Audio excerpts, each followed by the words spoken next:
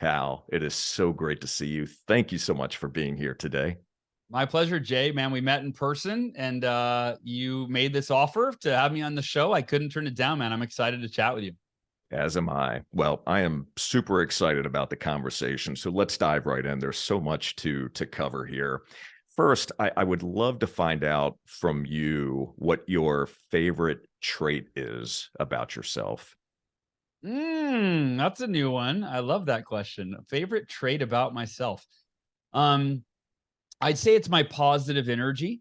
For me, I view every aspect of life through a positive lens, including the most difficult experiences we face, because I feel like those are our greatest opportunities for growth, to learn, to grow, to become better than we were before we encountered the challenge. And you mentioned the car accident. When I was in the hospital, I came out of the coma and I was told I would never walk again. And the doctors called my parents in and they sat them down. They said, "We want to give you an update on Hal. Physically, he's stable," which, because I had flatlined through, I had technically died 3 times, lost my heartbeat 3 times. And so they just were, concerned with me living. And they said, "He's good. He should be with us a long time." And my parents breathed a sigh of relief. They said, "But we're concerned with his mental state." They said, "Every time we interact with Hal, he's always smiling, laughing, joking." They said, "It's only been 2 weeks since he was found dead, 1 week since he came out of a coma. We're telling him he's never going to walk again. And we believe he's in a state of delusion, that he cannot accept what has happened to him. And so he's just checked out. And we need you to talk to him because we can't help him heal until he faces reality." So my dad came in that night, expressed the doctor's concern. And I said, "Dad, I thought you knew me better than that." Because he said, "The doctor said you should be sick, scared, depressed, angry, And I said, "I'm none of those things. I thought you knew me better than that." I said, "I live my life by the 5-minute rule that I learned in my sales training. It says it's okay to be negative, but not for more than 5 minutes. Set your timer on your phone. Give yourself 5 minutes to feel sorry for yourself, be angry, upset, whatever it is. But when the timer goes off, you say this mantra, can't change it. You acknowledge, I can't change what happened. So there's no point in feeling sorry for myself. There's no point in wishing that it were different than it is. The only logical choice I have is to accept reality, be at peace with it, no matter how difficult it might be, and make the best of it." And I said, "Dad, I might be in a wheelchair the rest of my life. The doctors are right. I promise you, though, from this day forward, I'll be the happiest person that you've ever met in a wheelchair or otherwise." And so that was it. It's like I really learned that we can choose how we experience every moment of our lives, even when we're facing our greatest challenges. What an incredible perspective and mindset to have. Did you have the same conversation with your mother? I mean, I'm sure my dad relayed it. And, I've heard my mom and dad talk about when they tell their side of the story of, getting the call that I was in the hospital in critical condition and had flatlined. And they always say, that Hal led us through it. We were scared, we were nervous, we were depressed, we were angry with the drunk driver, and Hal was just smiling the whole time and saying, "It's fine, Mom and Dad, I'm going to get through this. I'm going to learn from this. I'm going to, so on and so forth." So, yeah, that was the mindset. Yeah, very, very powerful. So, you have written about, well, you've written that you lacked confidence and discipline and belief in yourself when you were growing Yeah. up. And Yeah. yet, at the age of 19, you went to work for Cutco Cutlery, which you're Yeah. alluding to here in terms of the 5-minute rule. And I want to expand on that for just a moment, because in a relatively short period of time, you became one of the top salespeople in the history of that company.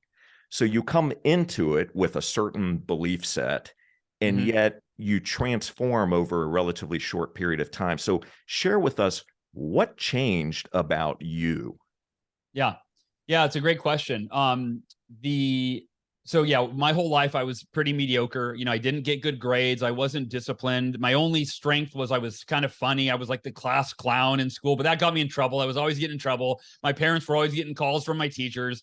My mom always told the story how she was on the phone with my algebra teacher, Mrs. Aoki, and then she goes, "Hold on, I have another call on the other line." And it's my principal talking about a completely different topic that he's upset about. So that was me growing up. And On my second day of my Cutco sales training, essentially we were presented with what's called the Cutco Fast Start Contest. And it's something that Cutco does for sales reps for their first 10 days. And it's basically a bunch of it's a bunch of prizes. If you sell $1,000, you get this, this prize. If you sell 3,000, you get this, and on and on and on and on and on. And the highest level was if you break the fast start record, if you sell more in 10 days than anyone and it was the Western region of the United States, you get we'll take you skydiving, limo night out to dinner. I forget all sort. Plus, you get every prize below, right? So that was the initial just motivation. I thought, oh, that's amazing. That would be so cool to win all of that. And then here's the belief, though. This is the belief that shifted, and I think it's one of the most important beliefs for any human being to adopt to be able to be more successful than you've been up until this point and keep taking your success to the next level. The girl that had broken the fast start record, coincidentally, had broken it like 3 weeks before I started. So this is a 49-year-old company at that point. So the most anyone had ever sold in 49 years that record had just been set or broken and set 3 weeks prior by a girl who was my age. I was 19. She was roughly 19.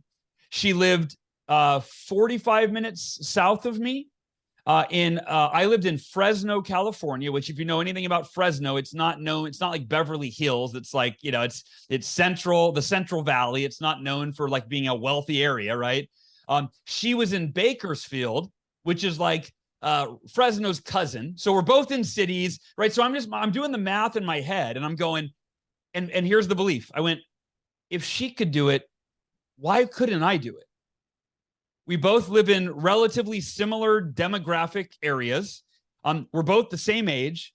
We both never sold kitchen knives before. I'm assuming she had never sold kitchen knives before, in college. I thought, if she could do it, why not me? And I think it's one of the most important beliefs for us to adopt, that if another human being has done something, that's evidence of what's possible for us. And we tend to do the opposite. We tend to look for the differences and the reasons that they're better than us. Oh, they've got more experience than I do. Oh, they're older and wiser than I am. Oh, they're younger and more energetic than I am. Oh, they're more charismatic than I am, right? We look for separation, and we need to flip that around and go, no. They're a human being, and they have more in common with you than different, right? They deal with the same self-doubt and insecurity, and so I went, if she could do it, why not me? And I approached my manager after training, and I told him, I said, hey, I want to break the fast start record. And I thought he was going to be jumping up and down for me. And he goes, okay.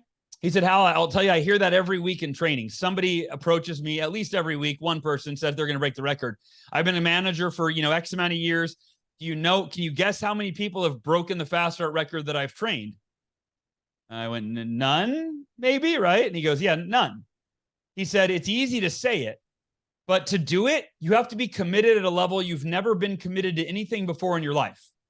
And Jay, remember, I'm a kid that's never been committed to anything in my life, right? Except for being funny.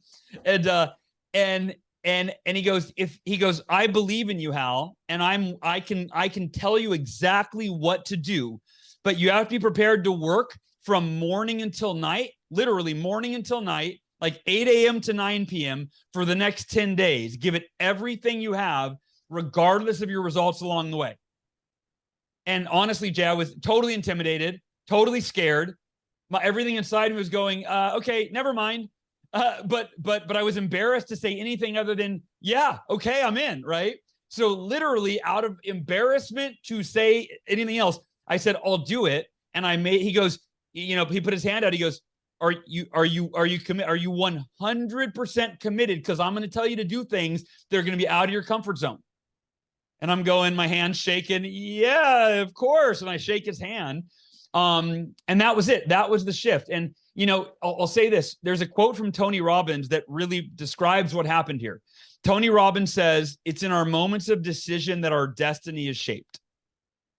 And it was the moment I shook his hand and decided I will do everything in my power. I will give it everything I have, even if I don't feel like it, for the next 10 days, regardless of my results along the way. And I'll tell you, I don't care who you are. If you set a goal and you commit to give it everything you have until the last possible moment, regardless of the results along the way, you are going to astound yourself with what's possible. You're either going to reach the goal, you're going to exceed the goal, or you're going to fall short, but you're falling short will be more than you've ever done before as a result of that decision and that commitment to give it your all until the end. Well, Hal, I mean, you've got my energy level up to a 15 by now, where 10 would have been my maximum. And it goes to the trait that you said at the very beginning of yours, your favorite trait, that positive energy. And I just want to pause for a moment to highlight a couple of things for our audience here. So I'm taking notes, I'm listening, right? Because for all of you that are watching and listening right now, you should be doing exactly the same thing, right? Listening, but active listening. So taking notes so you can apply the lessons that you're learning here.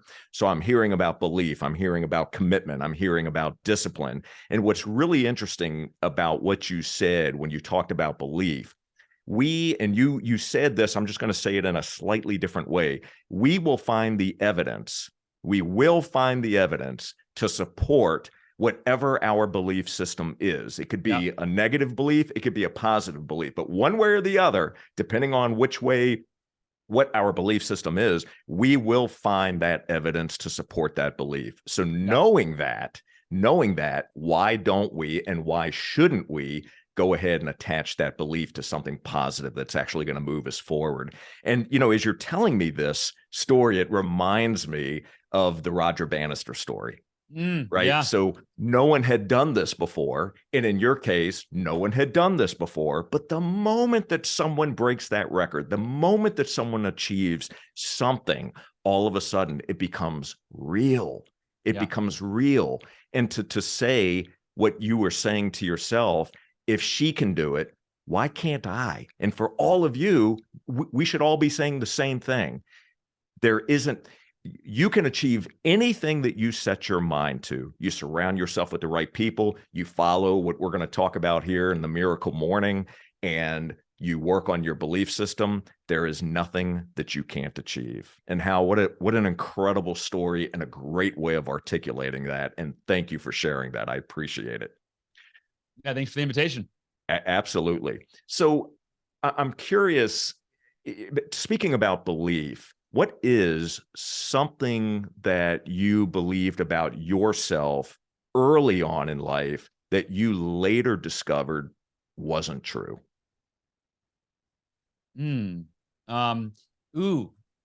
I love the question, but I love the answer that just came up for me.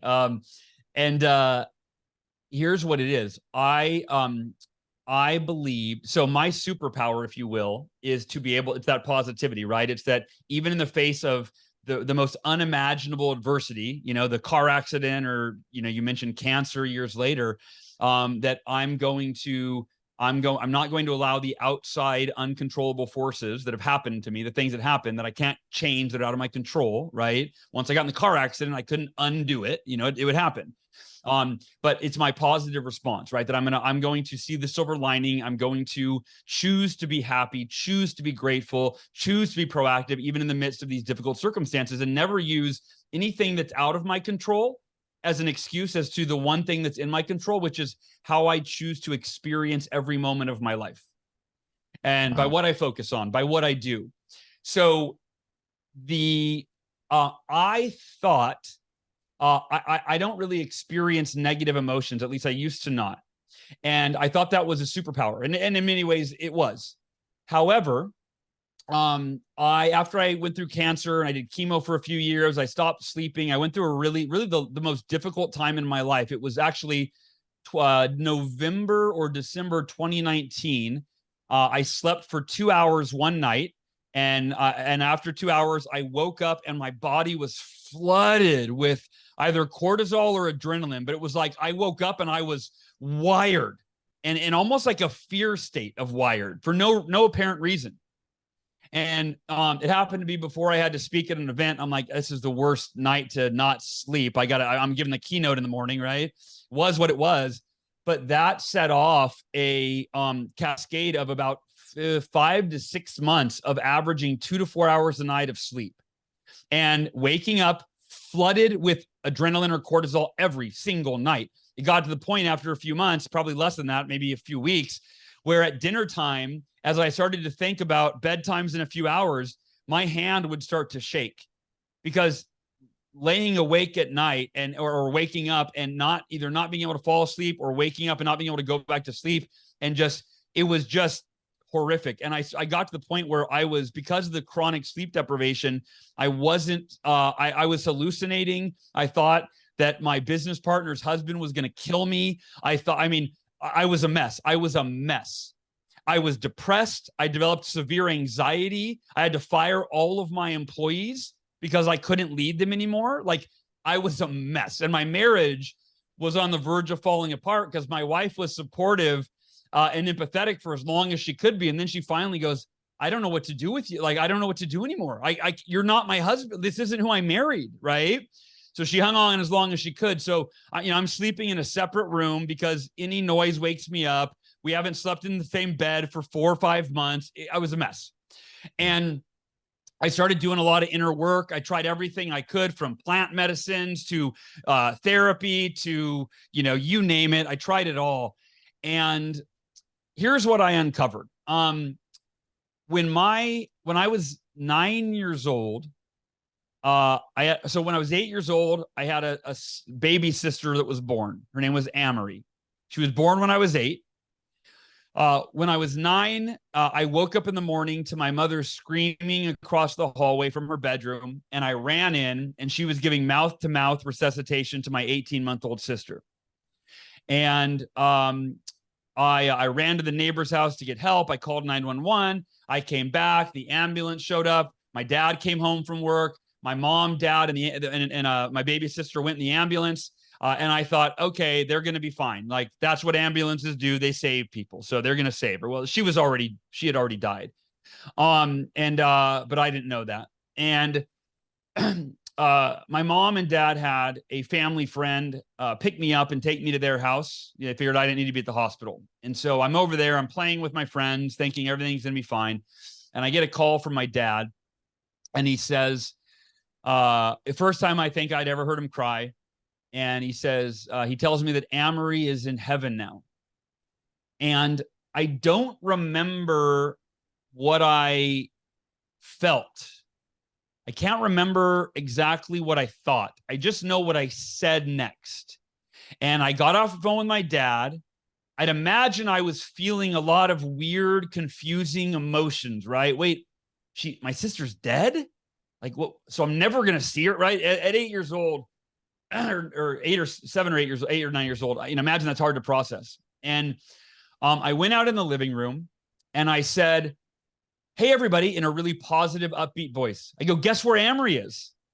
And I remember the mom looking at me and furrowing her brow. I think she already knew. My friends, you had no idea. And I said, she's in heaven. Isn't that great? Heaven's supposed to be like the best place, right? And so I think that at that moment, I developed this so-called superpower, right? That I thought was a purely superpower, that I flipped a switch and I went, oh, if you're just positive, if you just focus on the positive, you find the lightness in the tragedy. I don't have to feel all these weird feelings that are coming up that I don't like. And I went through my entire life not feeling much emotional pain. In fact, I don't recall, and I'm sure I probably did cry, but really I don't recall crying for my entire life until I got cancer. I was 37. I didn't cry through, anyway, I started crying through the cancer journey. But the point is, I thought that I was almost an ego place of like, I'm superior to most people in that I don't feel emotional pain, right? It wasn't so much, but that was a part of it. It was like, I've got this superpower. I don't feel emotional pain, right? I'm enlightened. That was the ego piece. I'm figured it out. I'm enlightened. And while there's a lot of value to that superpower, I've empowered a lot of people to overcome their emotional pain and learn how to transcend it and be at peace and so on and so forth with the 5-minute rule and can't change it, a lot of these things. However, upon a lot of deep investigative inner work, I realized, oh, I'm not superior. I'm weak when it comes to feeling emotional pain. I can't handle it. And my wife, she had pointed that out for years. And I go, you're wrong, right? And then it took, I think I was with a therapist or whatever, but we finally figured out, oh, I actually can't handle emotional pain. So I've got all these ninja tricks, and this positive mindset toward everything, not because I'm so strong. It's actually because I'm weak in regards to handling the pain. And so I figured out how to never have to feel it. So it's the dark side of the superpower, if you will. And so I used plant medicine. I used meditation. I used a combination of techniques. I used some therapists, some coaches. And I finally got to the point where, I literally, like Jay, I couldn't cry. I used to always brag. I go, if my mom died, I would set my timer for 5 minutes. I would feel the pain, but there'd be no value in dwelling on it. So I would say, can't change it. I would accept it and I would move on. Wow. And I literally couldn't cry. And so one day, with the help of plant medicine and deep meditation, I said, God, let today be the day that I cry. And I'm trying to cry and I'm trying to cry and I'm trying to cry. And I go, God, my wife's right. I'm a freaking robot. I literally can't cry. And I go, what will it take? And I'm imagining my kids dying. I'm imagining my wife dying. Like I'm trying to think of the worst things I could ever imagine happening. And finally, the seal breaks and I start bawling. And I got to tell you the funny part of the story, Jay. My wife has never seen me cry in our entire relationship at this point, right? And she always says, like, if I left you, you wouldn't care. You wouldn't cry. You'd set your timer for 5 minutes. You'd say, can't change it. And I go, no, and I'm literally thinking, God, she's probably right. But I'm going, no, I'm sure I didn't cry. So I think it's got to be, I started this journey. I wake up at 3:30 in the morning every day. I started this journey at 4 a.m. I'm probably crying by 4:30 or 5. And I am crying and I go, oh, Ursula has to see this. My wife's got to see that I can cry and it's over the loss of her. So I go, so if you could imagine being her, I wake her up from a dead sleep. I'm bawling my eyes out. Her first thought is the kids are dead or in right? I'm going, sweet. She goes, what's wrong? I go, no, nothing's wrong. Look it. I'm crying. And she wants to murder me. And, yeah. But what's interesting is that began probably 6 to 12 months of me crying almost every single day. Now, keep in mind, I was in the middle of my sleep deprivation. So I was in a bad spot already, mentally, emotionally, and physically. But Jay, every day when, the most common question we ask each other is, how's it going? Right? How's life? Well, when I'm sleeping 2 to 4 hours a night, I'm suffering from PTSD, sleep deprivation. I'm on chemotherapy for the cancer. I'm in bad shape. And when you ask me, how's it going?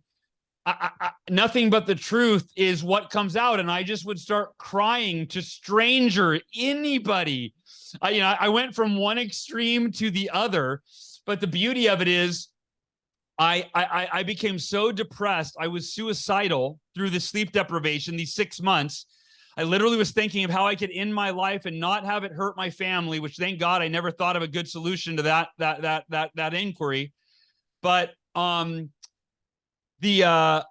what I realized is, as I'm meditating and I'm praying on why can't I sleep? Why am I so depressed? Why have I lost control of my mental and emotional well-being? Then that was my identity. That was the thing I always had total control over. And I went, especially when the pandemic hit, I went, oh, I believe I'm enduring this horrific ordeal to the point of being suicidal so that I can develop a level of empathy that has escaped me my entire life because I never knew what it felt like to suffer this badly. And now, as this mental health crisis is brewing in the world with the pandemic and the lockdowns and not seeing loved ones and all of these things, I now will be able to be a much more effective servant leader because I will now understand what it's like to be in such a dark place that the 5-minute rule, the can't change it mantra, they might be helpful, but they're not turning it around for me.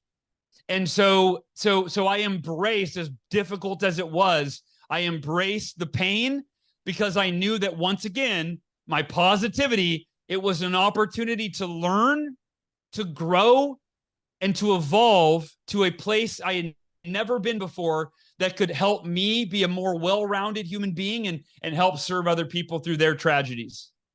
Wow. Well, I want to point out to everyone right now that you do, when it comes to sleep, as an example, for those that are challenged with sleeping, you put out an episode recently on your podcast, which we're going to link to the podcast itself, but you do a great job of walking everyone through what you did, the tools and strategies that you use. As a matter of fact, I'll just mention this, that as a result of listening to that episode, there was a product that you mentioned that I believe Dr. Michael Bruce had recommended to you that I went ahead and purchased as a result of listening to your episode, because there's some challenges that I'm facing there as well. So I mentioned that because for all of you that are, obviously there's a lot of everyone's working very hard, right? There's a lot of things happening right now that are adding additional stressors and some anxiety in certain people's lives.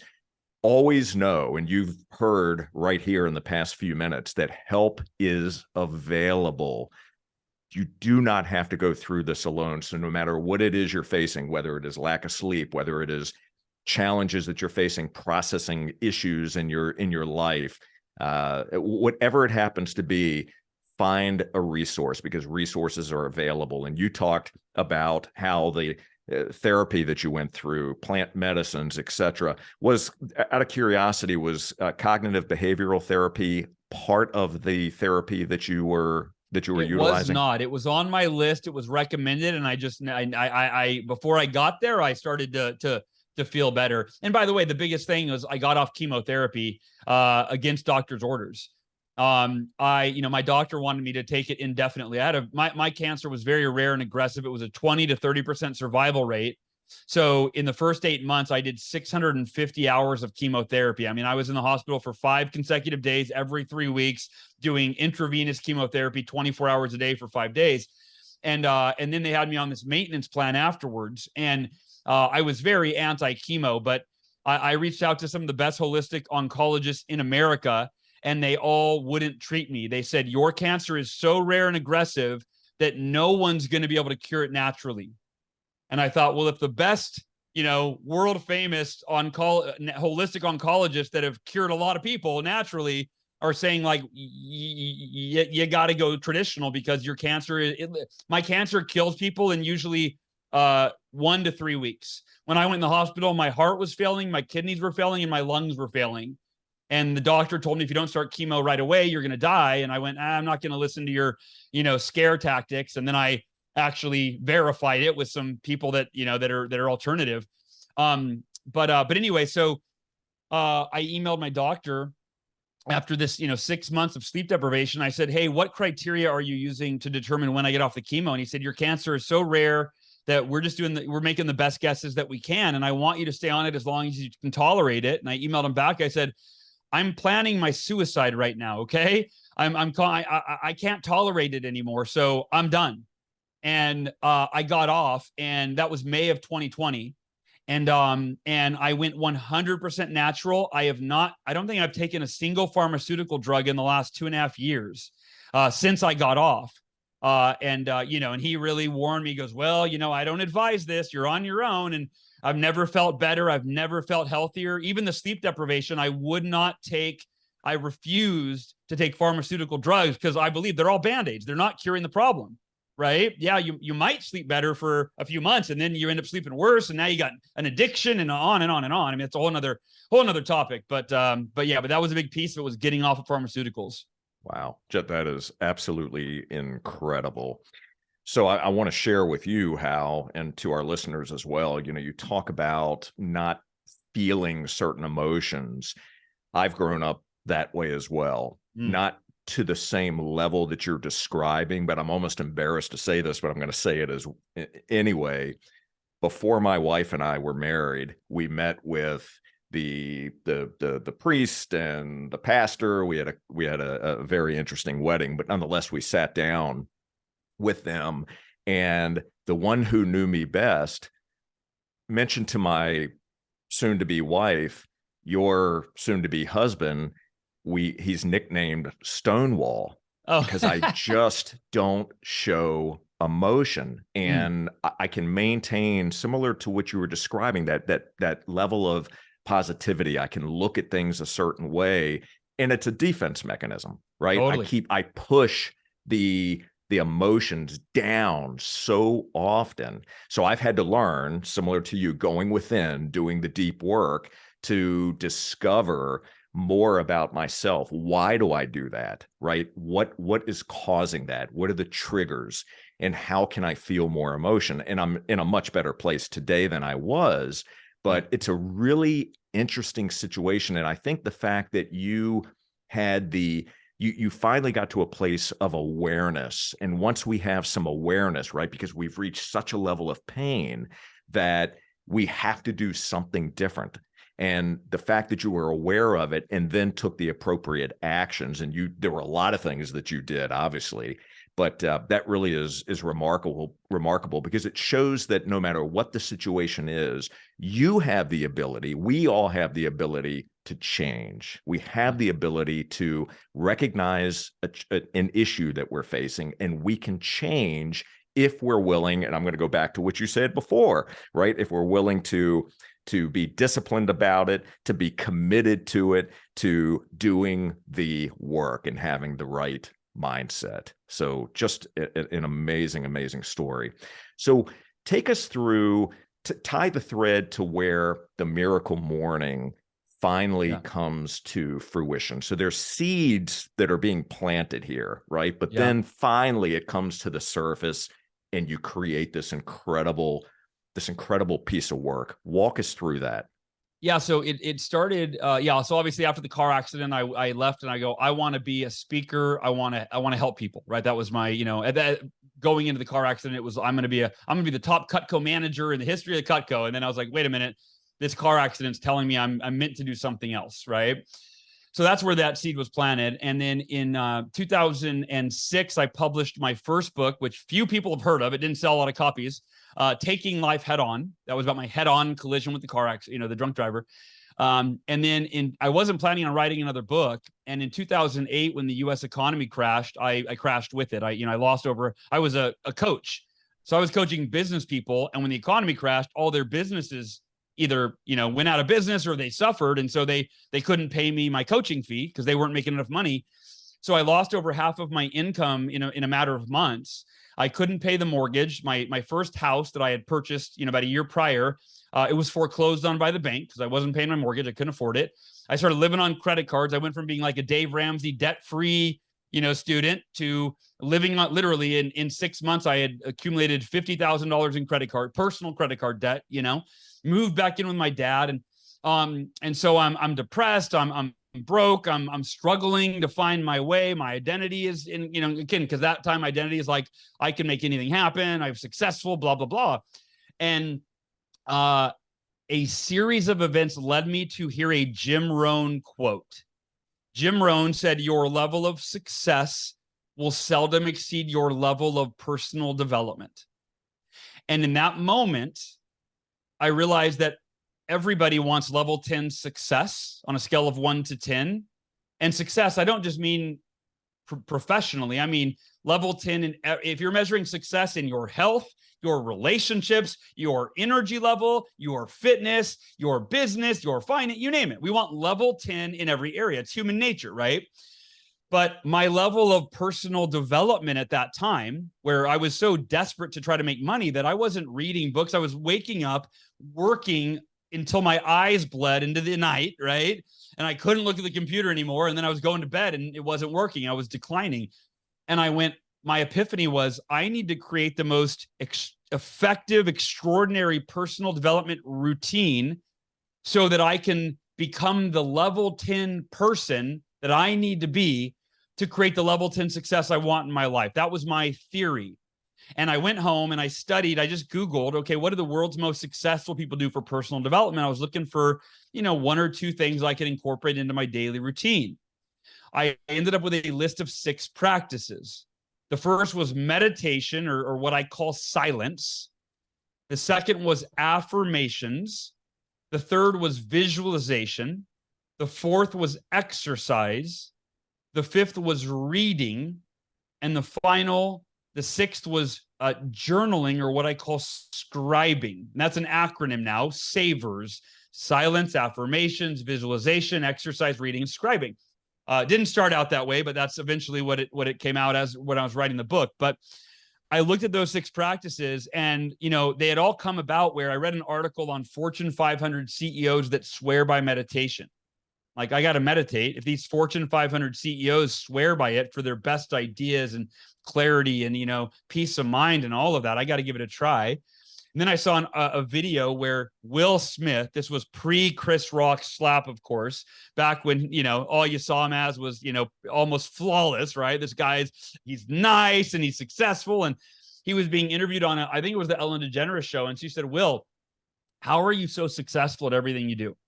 Music, movies, TV, you name it, right? And he said, when I was 15 years old, I learned about affirmations. And I basically learned that you write out exactly what you want to accomplish, and then you articulate who you need to be in terms of the qualities and characteristics. And then the third step is you write down which specific actions you're going to take and when. And every day you read, this is what I'm committed to creating in my life. This is who I need to be. And this is what I'm going to do. And he said, those affirmations were my blueprint. I read them every day. I lived in alignment with them, and I became the person that I needed to be to create the success I wanted. I'm like, I got to do affirmations. And the case for the other 4 of the savers, right? Visualization, exercise, reading, scribing, they were just as profound. So I'm looking at the list and I go, well, which one of these is the best? And I couldn't decide. I got overwhelmed. This is something to consider if you're listening to this and having the thought I had, which is like, none of these are new. And we've been conditioned in our society to look for the new. If it's not new and I've heard of it, it must not be important, because otherwise I'd already be doing it and it would be changing my life. And I'm going, none of these are new. I need something new. And then, thank God, I caught myself and I went, wait a minute. These are the 6 practices that the world's most successful people have sworn by for centuries. And I'm not doing them, not consistently. And then the epiphany, Jay, was, what if I did all of these? What if I woke up tomorrow an hour earlier, even though I wasn't a morning person? And if you're not a morning person, if you don't think you are, stick with me. At one point we surveyed, hundreds of thousands of Miracle Morning practitioners and said, were you a morning person before you did the Miracle Morning? Or was this your first introduction to, you had to overcome the limiting belief of I'm not a morning person? I didn't know the answer, what it was going to be. 72% of Miracle Morning practitioners around the world said they had never in their life believed they could be a morning person until they read the Miracle Morning. 72%. Wow. And now it's their daily, 5, 6, 7 day week practice. So I woke up the next morning. I did all 6 of the savers. I did them poorly. I didn't know how to meditate. Affirmations were goofy to me. Right? I didn't know how to visualize. And even doing a subpar morning routine, for the most part, I felt so much clarity and motivation and energy. And I was reading again. I was learning something new. And I went, if I start every day like this, it is only a matter of time before, as Jim Rohn said, your level of success will seldom exceed your level of personal development. I thought, if I start every day like this, it is only a matter of time. It's inevitable that I will continue to become a better version of myself every single day, and eventually become the person that I need to be, the level 10 person, if you will, the level 10 version, to create and sustain the level 10 success that I want. And Jay, the last thing I'll say on this is I was imagining it would take me a year, right? The compound effect, 1% better every day. In less than 2 months, and an important distinction, this was in the height of the recession. This was when the economy was getting worse and worse and worse and worse. And I want to highlight that, because for anybody that right now is listening and you're concerned with the recession that we are in, that is arguably, I mean, it's going to get a lot worse. It's right. I mean, I think that's not an argument, right? We haven't even seen what's going to happen. But in 2008, when it got worse and worse and worse, I realized that, oh, if I get better and better and better, in less than 2 months, I more than doubled my income. I didn't change jobs. I didn't add an income stream. I was still a coach, but I bought a book called Book Yourself Solid by Michael Port. I did my affirmations every day, and my visualization and my meditation and my reading and my journaling, right? All of it. And I implemented the strategies I learned. And in less than 2 months, I more than doubled my income in the height of the recession. I went from being in the worst shape of my life physically, to being never run. I hated running. So I thought, what better way to become a level 10 version in my fitness than to commit to run a 52-mile ultra marathon when I've never run more than the high school mile that they made you run once or twice a year. And so I committed to that. I started training for it. And my depression went away, not in 2 months. It started going away on day one. Not that it was gone, but one of the biggest causes of depression is hopelessness. I was into that 6 months. Nothing worked for me. The economy got worse and my financial situation got worse, and I felt hopeless. Nothing was working. My very first miracle morning, a spark of hope was ignited. And I thought, if I do it every day, I'm going to change. I'm going to change. It's going to change. And in 2 months, everything changed. And I went to my wife. I said, sweetheart, I remember, I could picture it. I caught her in the hallway. I said, right outside our bedroom door, I said, sweetheart, I just signed on 2 more coaching clients. We've doubled our income in the last 2 months, all because of this morning ritual. Literally. I go, it feels like a freaking miracle. And she goes, it's your miracle morning. I go, I love it. Miracle morning. I started writing in my schedule every day, my miracle morning. And I never thought it was going to be a book. I taught it to my coaching clients. There were 14 of them. Almost all of them, except for a few, said, I'm not a morning person, Hal. I don't know. And I go, I know. You pay me money to challenge you to get out of your comfort zone. I said, I wasn't a morning person either. I gave him some logistical tricks. Move your alarm clock across the room. So you have to get out of bed to turn it off. That makes it 10 times easier to stay awake, right? I get you, drink a glass of water right away, rehydrate, give your brain what it needs, on and on. And 2 weeks later, 13 out of 14 of them came to the call, said, I did the miracle morning 5 days a week. I am becoming a morning person, or I am a morning person. Hal, I'm having the best week in my career. I'm running again. I'm exercising. I'm reading. And that's when the light bulb, the next bulb went off, and I went, if the miracle morning changed my life, in 2 months, and I wasn't in the recession, and I wasn't a morning person.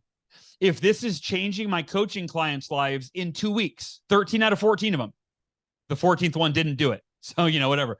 They said, I tried, I couldn't get up. All right. I thought, I have a responsibility to share this with the world. I can't be selfish and not share it.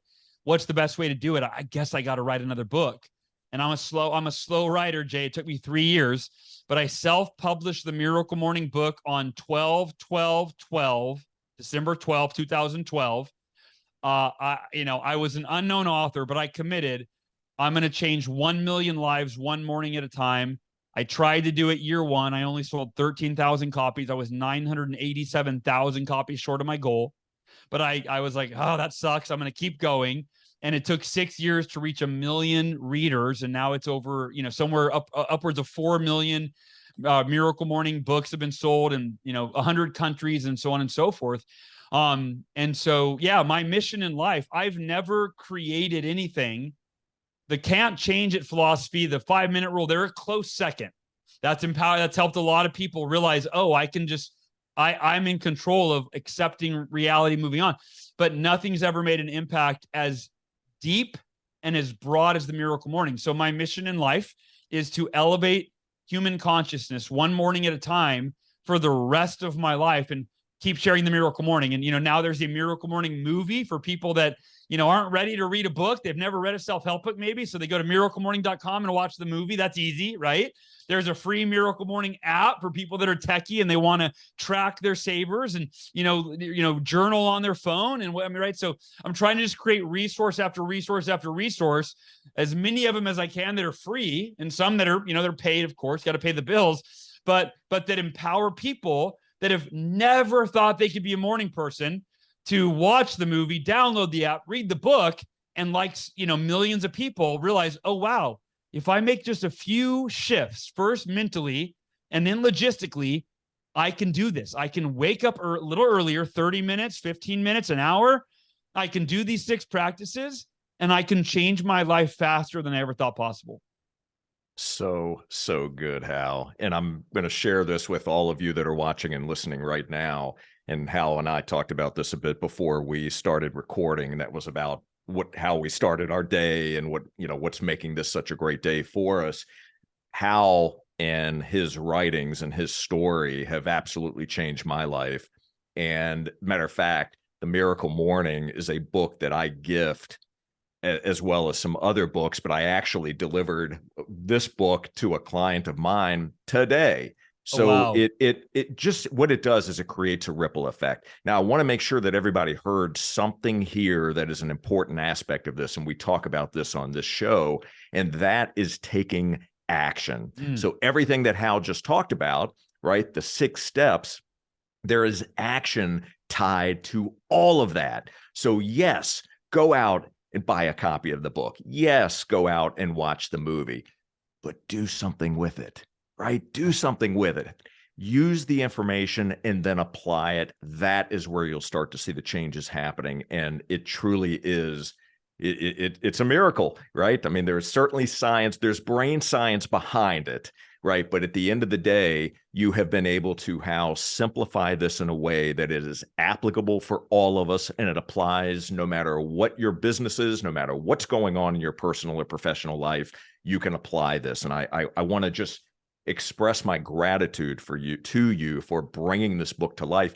And what's amazing and what I love to see is that you have created an entire ecosystem around this, right? It becomes foundational to your keynotes, to the movie, to the coaching and app, and all the work that you do today. It really is quite phenomenal. So we're going to link to all of that in the show notes. I want to ask you about one other thing, and then I've got a final question for you.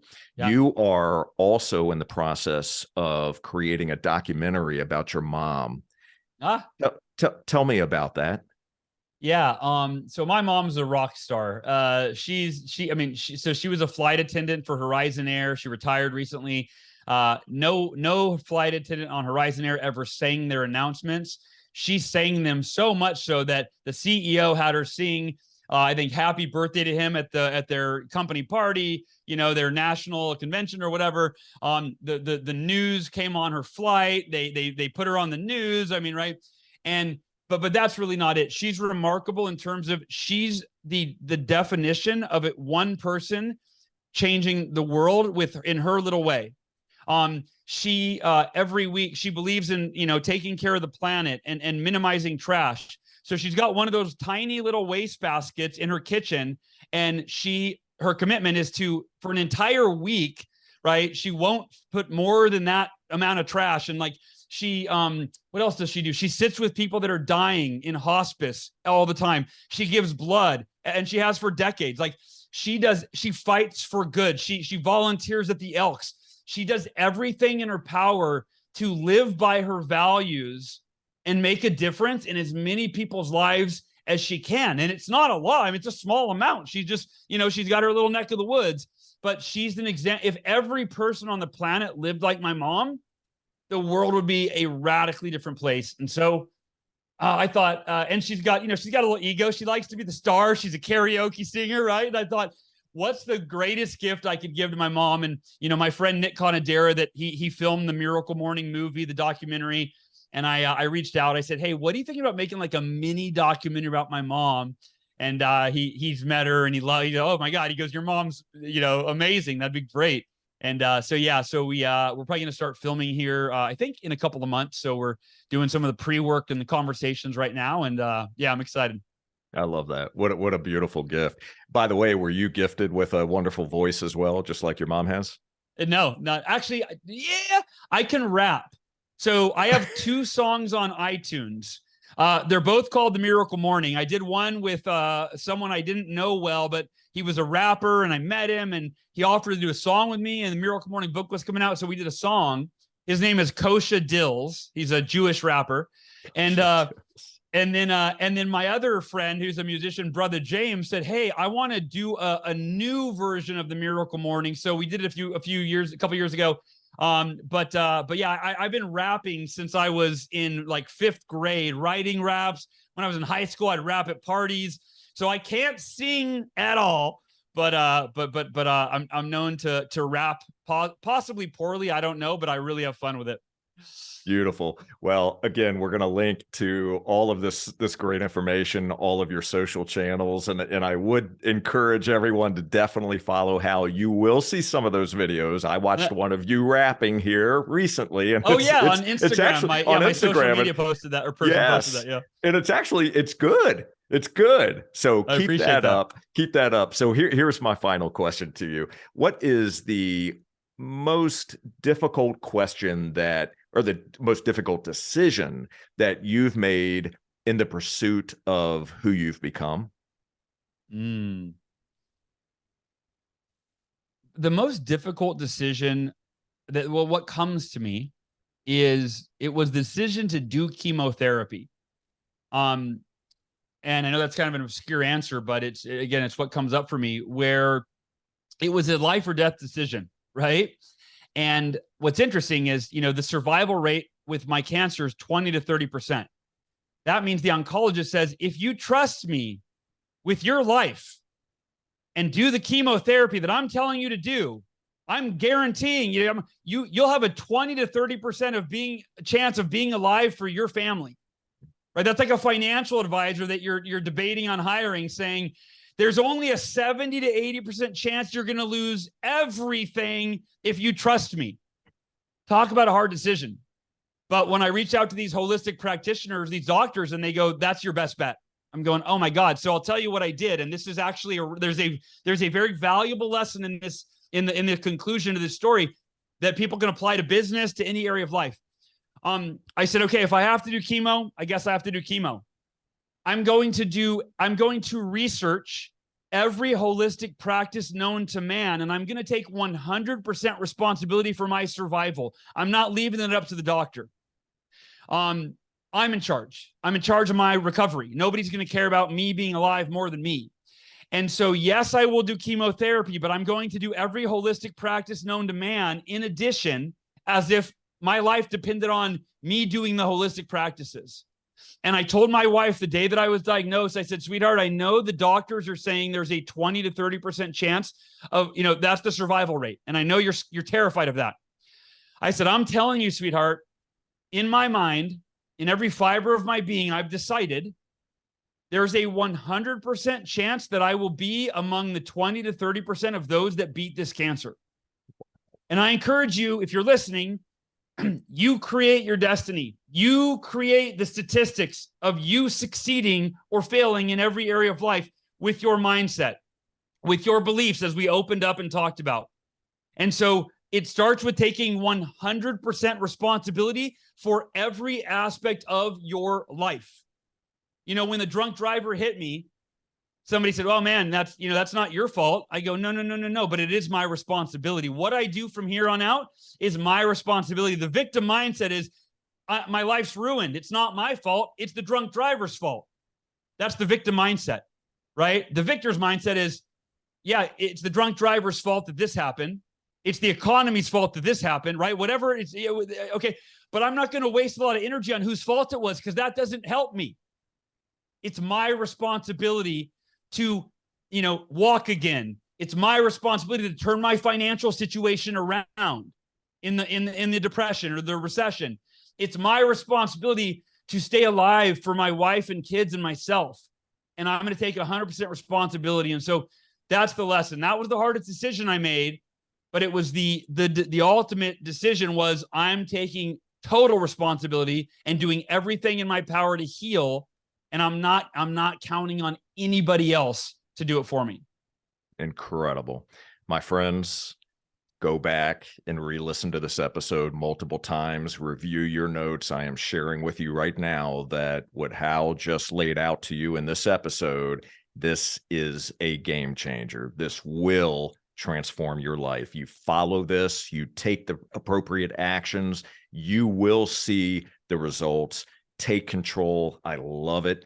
So much goodness here. Hal, I want to thank you so much. I'm grateful for you. Thank you for bringing your energy, your authenticity, your emotional connection. I mean, man, I can feel it, right? I can feel that energy in your body language and the conversation, your voice, your eyes. Thank you for bringing it today and for sharing your wisdom and your knowledge with all of us. I am truly grateful for you.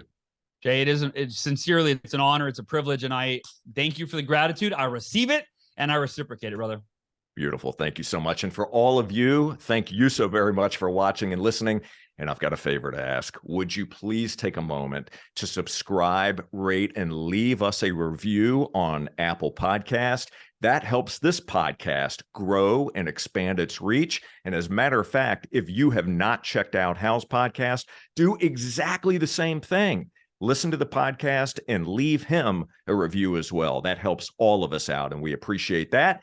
And to listen and enjoy more episodes, all you need to do is visit jayscherbusinessconsulting.com, click the podcast button, and until next time, keep learning, keep growing, pick up a copy of The Miracle Morning, and we'll see you on the next Business Minds Coffee Chat. Take care, everybody.